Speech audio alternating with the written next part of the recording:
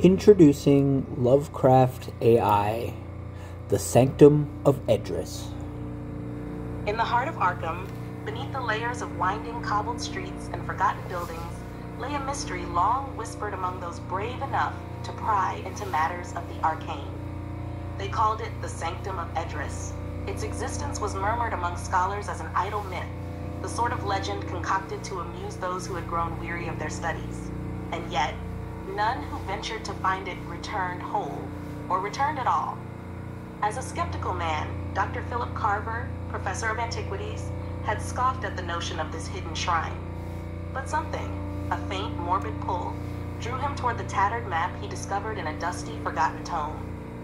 The ink, ancient and rust-colored, seemed to writhe upon the page, whispering faintly of the cryptic doors it would lead him to. One moonless night, Carver found himself standing before the gateway indicated by that sinister map, an arch of old stone buried in an alley's depths, cloaked in shadows and moss. Carver's lantern trembled in his hand as he studied the carvings etched into the stones. They were symbols like none he had ever seen, and their patterns seemed to warp and shift under the dim yellow light. With a soft creak, the door opened, yawning before him like the mouth of some ancient, unfathomable beast. The air inside was thick and humid, cloying with the scent of mold and rot.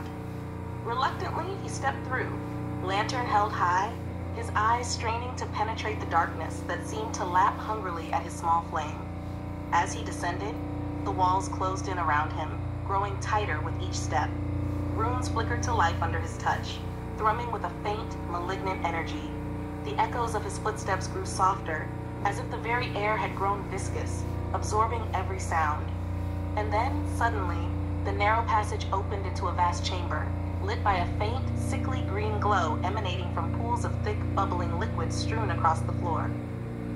In the center of the room, surrounded by peculiar statues with expressions twisted in horror and ecstasy, stood a pedestal.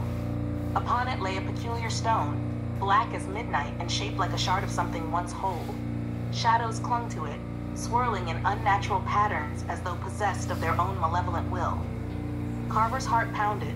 Something deep within him warned him to turn back, but curiosity, that seductive, ruinous mistress, drove him forward.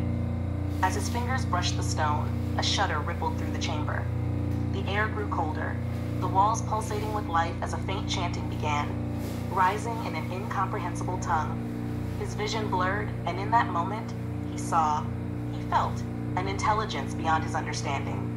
It was vast and ancient, a mind that stretched across eons, seeing all and knowing all, yet twisted by a hunger that defied any mortal sense.